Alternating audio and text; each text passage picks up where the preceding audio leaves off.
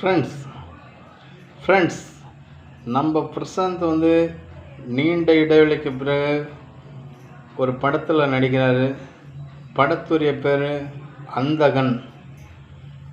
படத்தை யார் தயாரிக்கிறதுன்னா அவங்க அப்பா தியாகராஜன் சார். இதில் பிரபுதேவாவும் இருக்கார். படம் எப்படி இருக்குன்னா தாறுமாறாக இருக்குன்னு நினைக்கிறேன். ஏன்னா பாடல் யார் பாட போகிறாருன்னா சந்தோஷ் நாராயணன். இவர் ஒரு சிறந்த பாடகர்.